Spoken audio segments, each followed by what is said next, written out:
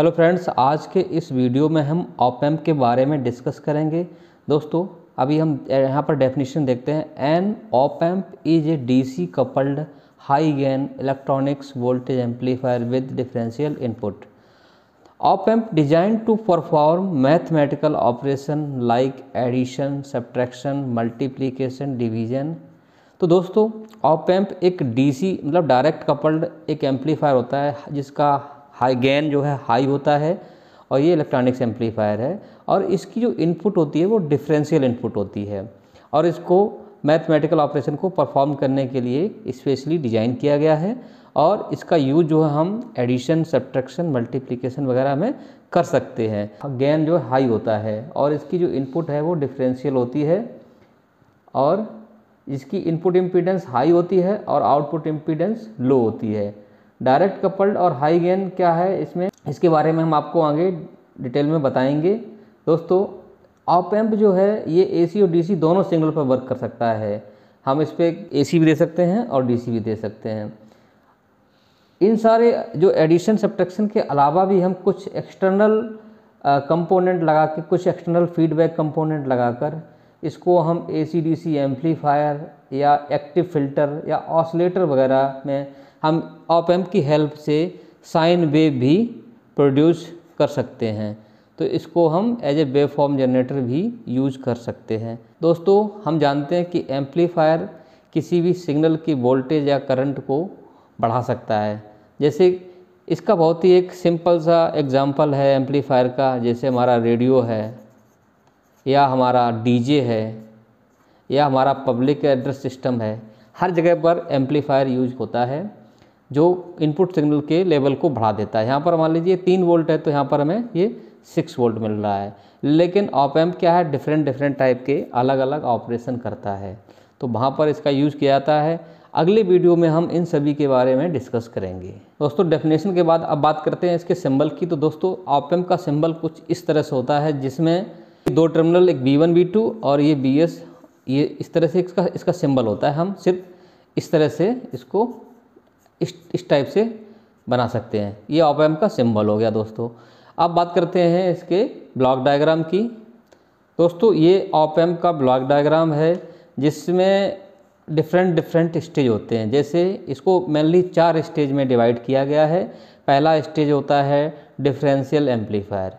दोस्तों ये 2 एंडेड ये एम्पलीफायर होता है जिसमें 2 इनपुट होते हैं, एक और 2 आउटपुट होते हैं। देखिए 1 और 2 ये इनपुट हो गए, एक इन्वर्टिंग नॉन इन्वर्टिंग, और एक ये हो गया हमारा 2 आउटपुट हो गए।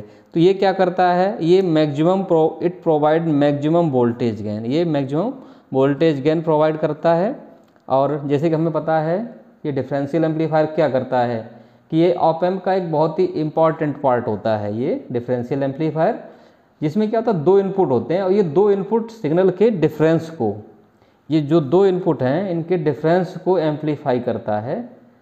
ठीक है, उसके प्रोपोर्शनल आउटपुट प्रोवाइड करता है। जैसे इसमें क्या है, इसका जो आउटपुट होगा वो क्या होगा, BO इक्वल टू नहीं directly proportional to B1 minus B2। अब यहाँ पर क्या होगा, BO इक्वल टू ये हमारा आ जाएगा डिफरेंशियल गेन, तो इसको हम A से AD से लिखते हैं या गेन को A से लिखते हैं और ये हमारा डिफरेंशियल है तो इसको AD से B1 माइनस B2। तो दोस्तों इस तरह से ये हमारा डिफरेंशियल एम्पलीफायर वर्क करता है। इसको हम कई तरीके से बना सकते हैं, 2 ट्रांजिस्टर लगा के तो डिफरेंशियल एम्पलीफायर को हम लगा सकते हैं और जिसकी वजह से ये जो है हाई वोल्टेज, ये हाई गेन प्रोवाइड कराता है। नेक्स्ट स्टेज है हमारा एडिशनल गेन। ये क्या करता है, एडिशनल गेन प्रोवाइड कराता है। अगर कुछ सिग्नल वीक है तो उसको और भी ज़्यादा थोड़ा सा एम्पलीफाई करके उसको गेन प्रोवाइड कराएगा। तो ये क्या करता है दोस्तों, ये जो हमारा जो डिफरेंस एम्पलीफायर है उसके आउटपुट को और अधिक एम्पलीफाई कर देता है। जो ये डिफरेंस एम्पलीफायर है इसके आउटपुट को और भी ज़्यादा एम्पलीफाई करेगा, इसको मोर एम्पलीफाई, इसको और ज़्यादा एम्पलीफाई करेगा। ठीक है, तो जिससे कि क्या है हमारा जो आगे की स्टेज है वो ईजिली वर्क कर सकें।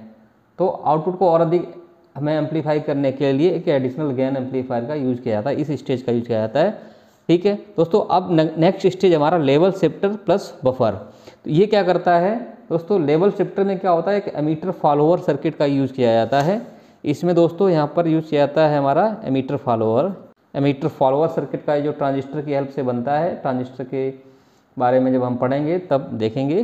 तो दोस्तों इससे क्या होता है कि ये लेवल शिफ्टिंग करता है और जो इसका इनपुट इम्पीडेंस है वो बहुत हाई होता है, ठीक है। तो इससे क्या होता है, ये प्रोवाइड करता है हाई इनपुट इम्पीडेंस और लो आउटपुट रेजिस्टेंस इससे हमारा होता है। आउटपुट स्टेज ये क्या करता है, हमारा output it supplies large output voltage या करंट। ये हमारा आउटपुट पर वोल्टेज या करंट जो है लार्ज अमाउंट में सप्लाई करता है, ठीक है। इसका जो है हमारा आउटपुट रेजिस्टेंस है वो कम होता है, ठीक है। तो दोस्तों इस तरह से आपने देखा इसका ब्लॉक डायग्राम। तो दोस्तों इसके कंस्ट्रक्शन की, तो इस consist of 2 input and 1 output terminal. तो इसमें 2 इनपुट होती हैं। एक इनपुट होता है हमारा इन्वर्टिंग होता है, एक नंबर का जो हमारा इनपुट है, एक इनपुट होता है वो होता है इन्वर्टिंग, एक इन्वर्टिंग होता है और दूसरा होता है नॉन इन्वर्टिंग। तो दोस्तों आपने देखा यहाँ पर ये इसका सिंबल है, सिंबल में जो 2 है, पिन नंबर 2 है वो हमारा इन्वर्टिंग टर्मिनल होता है। पिन नंबर 3 है वो हमारा नॉन इन्वर्टिंग टर्मिनल होता है। पिन नंबर 2 इन्वर्टिंग और पिन नंबर 3 नॉन इन्वर्टिंग। दोस्तों पिन नंबर जो 4 होता है ये हमारा नेगेटिव सप्लाई से कनेक्ट होता है, क्योंकि जो हम आज बात कर रहे हैं 741 ऑप एम्प की, हमने यहाँ पर भी लिखा है 741 ऑप एम्प में क्या होता है कि इसमें डुअल सप्लाई की ज़रूरत होती है। एक हमें पॉजिटिव सप्लाई की, इसकी जो वर्किंग रेंज होती है अप्रॉक्स 12 वोल्ट के आसपास, 12 या 15 वोल्ट पे ये प्लस माइनस चाहिए होता है इस पर। तो जो पिन नंबर 4 है ये हमारा नेगेटिव सप्लाई से कनेक्ट करना पड़ता है और पिन नंबर 7 है वो हमारा पॉजिटिव सप्लाई से कनेक्ट किया जाता है और पिन नंबर 6 पे हमारा आउटपुट होता है। बाकी टर्मिनल जो है कनेक्ट नहीं होते हैं, उनका यूज नहीं किया जाता है। 1-2 पिन का जो यूज है वो ऑफसेट के लिए किया जाता है। तो इसके लिए हम स्पेशल एक 741 का एक वीडियो हम बनाएंगे आने वाले टाइम में। तो दोस्तों ये इसका पिन डायग्राम है, आप देख सकते हैं कि ये डॉट है, उसके बाद ये पिन नंबर 1 2 3 4, फिर इसे ही हम अपोजिट डायरेक्शन में एंटी क्लॉकवाइज पिन नंबर 5 6 7 8 इस टाइप से हम काउंट करते हैं। कोई भी आईसी है इस तरह से, यहाँ पर ये कुछ एक ग्रूव होगा, एक कट मार्क होगा या एक ही डॉट होगा, इससे हम आइडेंटिफाई करते हैं कि कौन सा पिन नंबर 1 है। तो दोस्तों इस तरह से हम इसको काउंट करते हैं, यहाँ से 1 से लेकर 2 3 4 और 4 के बाद फिर ये 5 यहाँ पर आएगा, इधर नहीं आएगा, ये 5 यहाँ पर आएगा, 5 6 7 8। तो इस तरह से हम पिन की सारे जो आईसी है उसके सारे टर्मिनल को या पिन को हम पहचानते हैं।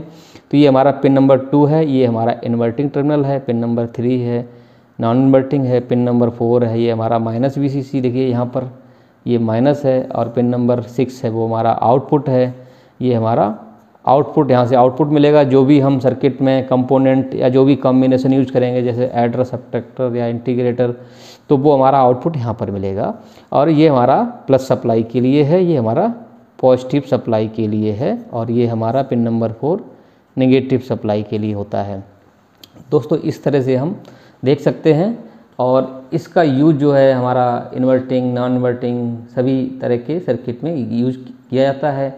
अब जैसे हमारा इन्वर्टिंग टर्मिनल होता है उसमें क्या होता है कि जो भी हम इस पर इनपुट अप्लाई करेंगे उसका अपोजिट इन्वर्टिंग टर्मिनल पे जो भी हम इनपुट देंगे, मान लीजिए मैंने यहाँ पर एक इन्वर्टिंग टर्मिनल में हमने ये वाला वेवफॉर्म दिया, तो आउटपुट पे क्या है, ये हमारा अपोजिट फेस में मिलेगा।